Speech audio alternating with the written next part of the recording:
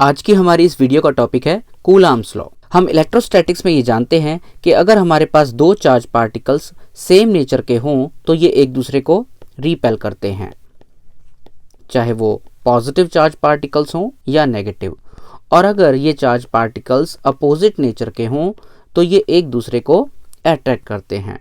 इसलिए दो point charges के बीच लगने वाले इस फोर्स को हम इलेक्ट्रोस्टैटिक फोर्स कहते हैं। इसे हम इलेक्ट्रोस्टैटिक फोर्स इसलिए कह रहे हैं क्योंकि हमारे चार्ज पार्टिकल्स यहाँ रेस्ट में हैं। वो रेस्ट की कंडीशन में होते हुए एक दूसरे पर अट्रैक्टिव या रिपल्सिव फोर्स लगा रहे हैं। अब ये electrostatic force in charge particles के बीच में तब भी लगता है जब ये वैक्यूम में रखे हों, और अगर इन चार्ज पार्टिकल्स को किसी मीडियम में रख दिया जाए तब भी ये चार्ज पार्टिकल्स एक दूसरे पे फोर्स लगाते हैं। अब बात आती है पॉइंट चार्जेस की। ये पॉइंट चार्जेस क्या होते हैं? देखिए, अगर चार्ज पार्टिकल्स का जो साइज है यानी कि उनके डायमेंशंस जो हैं वो उन चार्जेस के बीच का जो डिस्टेंस है उससे काफी कम हो, या यूं कह लीजिए चार्ज पार्टिकल्स का साइज तो काफी कम है लेकिन उनके बीच का डिस्टेंस बहुत ज्यादा है। सो ज्यादा डिस्टेंस होने के कारण हम उन चार्ज पार्टिकल्स को क्या कह देते हैं? Point charge particles. एग्जाम्पल के लिए एक चार्ज पार्टिकल यहाँ है और दूसरा उससे काफी दूर। अगर इनके बीच का ये डिस्टेंस काफी ज्यादा हो तब हम इन चार्ज पार्टिकल्स को पॉइंट चार्जेस कह सकते हैं। और कूलाम्स लॉ हमें जो फोर्स का एक्सप्रेशन देगा कि दो चार्ज पार्टिकल्स के बीच में कितना फोर्स लग रहा है, वो फोर्स का एक्सप्रेशन भी पॉइंट चार्ज पार्टिकल्स के लिए ही होगा। अब बात आती है कि ये कूलाम्स लॉ दिया किसने? सो इन 1785 Charles coulomb gave the mathematical expression of a force acting between two point charge particles which is called Coulomb's law. So 1785 में चार्ल्स कूलाम ने ये लॉ दिया था और उन्हीं के नाम पर इस लॉ का नाम पड़ गया कूलाम्स लॉ। तो आइए कूलाम्स लॉ को डिस्कस करते हैं। सो कूलाम ने माना कि अगर हमारे पास दो चार्ज पार्टिकल्स हों Q1 और Q2 यानी कि दो पॉइंट चार्ज पार्टिकल्स हों और वो एक दूसरे से r डिस्टेंस पर रखे हों, तो इन चार्ज पार्टिकल्स के बीच में जो इलेक्ट्रोस्टैटिक फोर्स लगता है, तो कूलाम के अकॉर्डिंग उस फोर्स का जो मैग्नीट्यूड था वो इन दो चार्ज पार्टिकल्स के मैग्नीट्यूड के प्रोडक्ट के डायरेक्टली प्रोपोर्शनल था।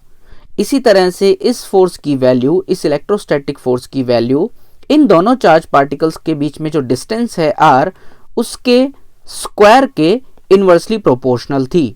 सो यहां मैंने कूलाम्स लॉ की पहली स्टेटमेंट लिखी है, the magnitude of attractive or repulsive force. अब यहां ऐसी बात क्यों आई कि अट्रैक्टिव और रिपल्सिव? देखिए, अगर चार्ज पार्टिकल्स सेम नेचर के होंगे यानी कि पॉजिटिव पॉजिटिव तो ये रिपेल करेंगे। इसी तरह से अगर दोनों नेगेटिव हुए तब भी ये एक दूसरे को रिपेल करेंगे। अपोजिट नेचर के हुए, एक पॉजिटिव और दूसरा नेगेटिव, तो अट्रैक्ट करेंगे। सो जो फोर्स होगा वो अट्रैक्टिव नेचर का भी हो सकता है, रिपल्सिव नेचर का भी हो सकता है। हम यहाँ उस फोर्स के केवल मैग्नीट्यूड की बात कर रहे हैं। So the magnitude of attractive or repulsive force acting between two point charge particles is, पहली statement, directly proportional to the product of magnitude of charges. तो यहाँ आप देख सकते हैं मैंने लिखा है F directly proportional to product of Q1 multiplied by Q2। तो ये कूलाम्स लॉ की पहली स्टेटमेंट का मैथमेटिकल फॉर्म हो गया।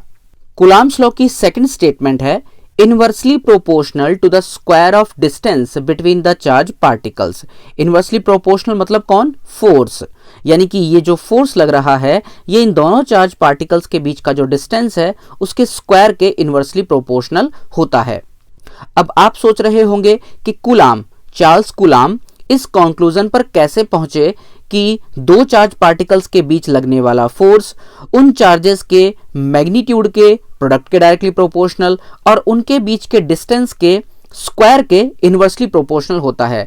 तो अगर आप ये सब जानना चाहते हैं तो इसके लिए मैंने एक अलग से वीडियो बना रखी है जिसमें मैंने ये बताया है कि चार्ल्स कूलाम ने किस तरह से टॉर्शन बैलेंस का यूज करके ये कंक्लूजन निकाला कि F directly proportional to Q1 multiplied by Q2 and F inversely proportional to 1/r²। तो अगर आप वो वीडियो देखना चाहते हैं तो यहाँ पर मैं आई बटन में आपको उसका लिंक दे दूंगा, आप उस वीडियो को देख लीजिएगा।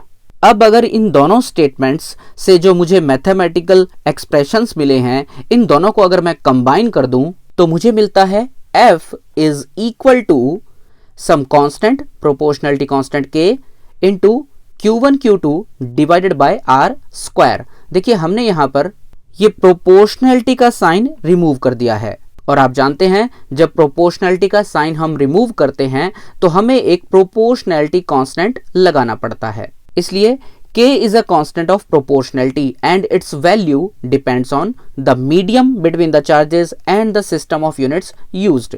देखिए K की वैल्यू दो बातों पे डिपेंड करती है। पहली बात तो ये कि हमने चार्ज पार्टिकल्स को किस मीडियम में रखा है, और दूसरी चीज ये कि हम जो K की वैल्यू है या जो फोर्स है या चार्जेस की वैल्यू और उनके बीच का डिस्टेंस, इन सब की वैल्यूज हम किस यूनिट में पुट कर रहे हैं। हम SI सिस्टम का यूज कर रहे हैं या CGS सिस्टम यूज कर रहे हैं, इस बात पर भी K की वैल्यू डिपेंड करती है। चलिए सबसे पहले K की वैल्यू हम SI सिस्टम में फाइंड आउट करते हैं। अब इसके लिए भी पहले मैं ये मान के चल रहा हूं कि दोनों चार्ज पार्टिकल्स वैक्यूम में रखे हुए हैं। देखिए वैक्यूम और एयर, इन दोनों में K की वैल्यू ज्यादा नहीं बदलती, इसलिए हम दोनों को साथ लिख रहे हैं। तो फिलहाल पॉइंट A में मैं ये मान के चल रहा हूं कि चार्ज पार्टिकल्स को हमने वैक्यूम में रखा हुआ है। सो वैक्यूम में K की वैल्यू होती है 1/4 पाई एप्सिलॉन नॉट। अब ये एप्सिलॉन नॉट जो है ये भी एक और कांस्टेंट है। देखिए एप्सिलॉन नॉट की वैल्यू मीडियम पर डिपेंड करती है। अलग अलग मीडियम्स के लिए एप्सिलॉन नॉट की वैल्यू अलग अलग होती है। So here epsilon naught or epsilon 0 is called the permittivity of vacuum. So इस सिंबल, इसका सिंबल का नाम तो है एप्सिलॉन नॉट या एप्सिलॉन 0, और ये यहां किसे रिप्रेजेंट कर रहा है? Permittivity of vacuum. यानी वैक्यूम जो है वो इस फोर्स के लिए किस तरह से बिहेव कर रहा है, ये उसे रिप्रेजेंट कर रहा है। और अगर मैं एप्सिलॉन नॉट की वैल्यू की बात करूं तो वो होती है 8.854 मल्टीप्लाइड बाय 10⁻⁻12 कूलाम स्क्वायर पर न्यूटन पर मीटर स्क्वायर। सो यहां से एप्सिलॉन नॉट की ये जो वैल्यू है, ये अगर मैं यहां पुट कर दूं तो मुझे 1/4 पाई एप्सिलॉन नॉट, इस पूरे की जो वैल्यू मिलती है वो है 9 multiplied by 10⁻⁹ newton metre square पर कूलाम स्क्वायर। अभी इस यूनिट की बात मैं करता हूं आपसे कि ये यूनिट कहां से आई। सबसे पहले हमने क्या किया, यहां एप्सिलॉन नॉट की न्यूमेरिकल वैल्यू पुट कर दी, ये वाली 8.854 मल्टीप्लाइड बाय 10⁻12। सो हमें यहां पर K की टोटल ये वैल्यू मिलती है 9 इंटू 10⁻⁹, और इसकी जो यूनिट है न्यूटन मीटर स्क्वायर पर कूलाम स्क्वायर। ये देखिए कहां से आई। देखिए दो चार्ज पार्टिकल्स के बीच फोर्स का फॉर्मूला होता है F is equal to K Q1 Q2 divided by R square. So एक बार मैं K की यूनिट की बात करता हूं, मुझे K की यूनिट निकालनी है, तो मैं K को तो यहीं रख लूंगा और K के मल्टीप्लिकेशन और डिवीजन में जो कुछ भी है उन्हें मैं यहां F के पास ले जाऊंगा। तो देखते हैं क्या मिलता है हमें। सो यहां से मुझे मिलता है K is equal to F multiplied by R square divided by Q1 Q2। अब आप साफ साफ देख सकते हैं जब मैं K की वैल्यू की बात करता हूं तो उसकी न्यूमेरिकल वैल्यू आती है 9 इंटू 10⁻⁹। अब ये यूनिट कहां से आई? ये यूनिट यहां से आई। देखिए F मींस फोर्स, फोर्स की यूनिट होती है न्यूटन। R मींस डिस्टेंस, और डिस्टेंस की यूनिट होती है मीटर, क्योंकि यहाँ डिस्टेंस का स्क्वायर है सो मीटर स्क्वायर। नीचे Q1 Q2 दोनों चार्ज पार्टिकल्स आए हैं, चार्ज की यूनिट होती है कूलाम, और नीचे दोनों चार्जेस आए हैं Q1 Q2, तो coulomb multiplied by coulomb, coulomb square हो गया। तो यहां से हमने K की यूनिट पता कर ली, और ये जो वैल्यू है K की, ये कूलाम ने एक्सपेरिमेंटली फाइंड आउट की थी। यह मैं एक चीज आपको और बता दूं, अगर आप एप्सिलॉन नॉट के डायमेंशंस जानना चाहते हैं तो आप यहां से पता कर सकते हैं, या फिर आप ये पूरा का पूरा फॉर्मूला यूज कर सकते हैं। तो यहां से आपको एप्सिलॉन नॉट जो मिलेगा वो मिलेगा चार्ज का square divided by force multiplied by distance का स्क्वायर। अब आप 11th में यूनिट एंड डायमेंशन चैप्टर पढ़ चुके हैं, उससे आप इजीली यहां तक पहुंच सकते हैं। एक और चीज, another SI unit of epsilon not is farad पर मीटर।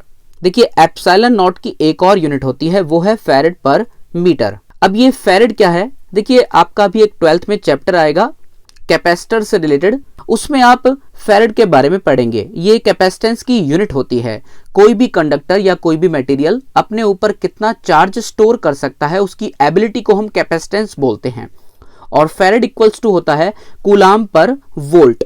अब हमने ये कैसे कह दिया कि एप्सिलॉन नॉट की एक और यूनिट होती है फैरेड पर मीटर। ये हमने इसलिए कहा क्योंकि एप्सिलॉन नॉट के जो ये डायमेंशंस हैं ये एग्जैक्टली फैरेड पर मीटर के भी होते हैं। अगर आप फैरेड पर मीटर के डायमेंशंस निकालें तो आपको सेम यही चीज मिलेगी। इसीलिए हमने कहा कि एप्सिलॉन नॉट की एक और ऐसा यूनिट है जो कि है फैरेड पर मीटर। सो मैंने ये बात यहां लिख दी है, द डायमेंशंस ऑफ फैरेड पर मीटर इज, ये देखिए, सेम।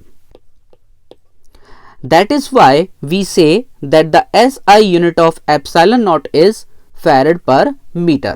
चलिए, हमने SI सिस्टम में ये बात तो कर ली कि जब चार्ज पार्टिकल्स को हम वैक्यूम में रखें तो K की वैल्यू क्या होती है। तो हमने पाया K की वैल्यू होती है 9 × 10⁹ न्यूटन मीटर स्क्वायर पर कूलाम स्क्वायर। अब बात करते हैं when both the charge particles are placed in a medium, यानी कि वैक्यूम और एयर की बजाय किसी और मीडियम में अगर हम रख दें चार्ज पार्टिकल्स को तो K की वैल्यू क्या होगी। देखिए, मीडियम चेंज होते ही ये जो यहाँ एप्सिलॉन नॉट था वो एप्सिलॉन नॉट की बजाय एप्सिलॉन हो जाएगा, यानी कि किसी और मीडियम में जो K की वैल्यू होगी वो होगी K = 1/4 पाई एप्सिलॉन, जहां एप्सिलॉन क्या है, Here epsilon is the permittivity of the medium। अब हमने जिस मीडियम में रखा है चार्ज पार्टिकल्स को उसके लिए ये परमिटिविटी है उसकी। अब इसकी वैल्यू अलग होगी।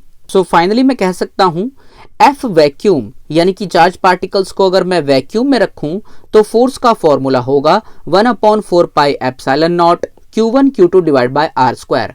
और अगर हमने चार्ज पार्टिकल्स को किसी मीडियम में रखा है तो फोर्स का फॉर्मूला होगा 1/4 pi epsilon multiplied by Q1 Q2 /r²। चलिए, SI सिस्टम की तो बात हो गई कि SI सिस्टम में K की वैल्यू हम कैसे डिसाइड करते हैं। अब बात करते हैं CGS सिस्टम की, और उसके लिए भी मैं ये मान के चल रहा हूं कि मैंने चार्ज पार्टिकल्स को वैक्यूम में रखा हुआ है। देखिए, अभी अभी हमने SI सिस्टम के लिए लिखा था कि K = 1/4 पाई एप्सिलॉन नॉट, और इस पूरे की जो न्यूमेरिकल वैल्यू थी वो थी 9 × 10⁹ न्यूटन मीटर स्क्वायर पर कूलाम स्क्वायर। अब अगर आप ये जानना चाहते हैं कि K की वैल्यू CGS सिस्टम में क्या होगी तो आपने करना कुछ नहीं है, इस नंबर को नहीं छेड़ना, बट ये जो यूनिट्स है यहां पर न्यूटन मीटर स्क्वायर पर कूलाम स्क्वायर, आपने क्या करना है, इनको CGS सिस्टम में चेंज कर देना है। जैसे कि CGS सिस्टम में हम फोर्स को न्यूटन में नहीं बल्कि डाइन में मेजर करते हैं, इसी तरह से हम डिस्टेंस को मीटर में नहीं बल्कि सेंटीमीटर में मेजर करते हैं। और चार्ज की जो SI यूनिट है वो तो है कूलाम, और जो CGS यूनिट है वो है स्टेट कूलाम। तो मैं इन सब की वैल्यू पुट कर देता हूं CGS सिस्टम के लिए। सो यहां आप देख सकते हैं 9 × 10⁹, इसको मैंने बिल्कुल नहीं छेड़ा। उसके बाद न्यूटन, 1 न्यूटन = 10⁵ डाइन। इसी तरह से 1 मीटर में 100 सेंटीमीटर होते हैं। सो मीटर का स्क्वायर है यहाँ, so metre square will be equal to 10⁴ centimetre square. और 1 कूलाम हम जानते हैं 3 × 10⁹ स्टेट कूलाम के बराबर होता है। अब क्योंकि यहाँ कूलाम का स्क्वायर है तो मैंने यहाँ पर भी स्क्वायर पुट कर दिया है। अब अगर मैं इन सबको इवेल्युएट करूं तो कैलकुलेशन के बाद मुझे मिलता है K = 1 डाइन सेंटीमीटर स्क्वायर पर स्टेट कूलाम स्क्वायर, क्योंकि ये सारे नंबर एक दूसरे से कट करके 1 बन जाएंगे। सो अगर आप CGS सिस्टम की बात कर रहे हो तो वहां फोर्स का फॉर्मूला ये बनेगा, force in vacuum will be equal to Q1 Q2 /r², क्योंकि वहां पर K की वैल्यू तो 1 हो चुकी है। सो हमने K की वैल्यू SI सिस्टम में भी डिस्कस कर ली और CGS सिस्टम में भी हम इसकी वैल्यू डिस्कस कर चुके हैं। अब आइए लास्ट में डिस्कस करते हैं कि 1 कूलाम चार्ज कितना चार्ज होता है। डेफिनेशन ऑफ 1 कूलाम, उसके लिए हमारे जो ये चार्ज पार्टिकल्स थे Q1 और Q2, इनमें से आप ये मान लीजिए कि दोनों के दोनों चार्ज पार्टिकल्स Q1 और Q2 दोनों ही 1 कूलाम के हैं, जो कि हमें डिफाइन करना है। और इनके बीच का जो ये डिस्टेंस है R, ये मान लीजिए 1 मीटर है, और हमने दोनों चार्ज पार्टिकल्स को वैक्यूम में रखा हुआ है। सो वैक्यूम में 2 चार्ज पार्टिकल्स के बीच जो फोर्स लगता है उसका फॉर्मूला होता है F = 1/4 pi epsilon naught Q1 Q2 divide by R square. तो हम क्या करने वाले हैं, हम ये सारी वैल्यूज इस फॉर्मूले में पुट करने वाले हैं। देखते हैं उससे F की वैल्यू क्या मिलती है। सो सारी वैल्यूज पुट करने के बाद मुझे मिलता है F vacuum is equal to 1/4 pi epsilon naught Q1 Q2 divide by R square. अब हम इसकी वैल्यू तो जानते हैं, K की वैल्यू 9 × 10⁻⁹। Q1 Q2 ये दोनों एक एक कूलाम के हैं, सो 1 मल्टीप्लाइड बाय 1, और डिस्टेंस हमने लिया है 1 मीटर, सो 1 का स्क्वायर भी 1 ही होता है। सो हमें फाइनली मिलता है F vacuum is equal to 9 × 10⁹ newton. अब यहां से बड़ी आसानी से हम एक कूलाम चार्ज की डेफिनेशन बना सकते हैं। हम ये कह सकते हैं कि एक कूलाम चार्ज वो चार्ज होता है कि उतने चार्ज के अगर हमारे पास दो चार्ज पार्टिकल्स हों और उन दोनों को हमने 1 मीटर की दूरी पर रखा हो और दोनों एक दूसरे पर अगर 9 × 10⁹ न्यूटन का फोर्स लगा रहे हों, तभी वो चार्ज पार्टिकल्स एक एक कूलाम के कहे जाएंगे। So if two charge particles of same magnitude were placed 1 meter apart in vacuum, repel each other with a force of 9 × 10⁹ Newton, then the value of charge on each is 1 coulomb. So ये था coulombs law. अगर आपको ये video अच्छी लगी तो please इसे like कीजिए, और अगर आप इस वीडियो के नोट्स PDF फॉर्मेट में चाहते हैं तो नीचे कमेंट बॉक्स में कमेंट करके मुझे बताइए। अगर आपको ये वीडियो अच्छी लगी तो इसे प्लीज़ शेयर करिएगा और चैनल को सब्सक्राइब करके मुझे सपोर्ट कीजिए। वीडियो देखने के लिए आपका बहुत बहुत धन्यवाद।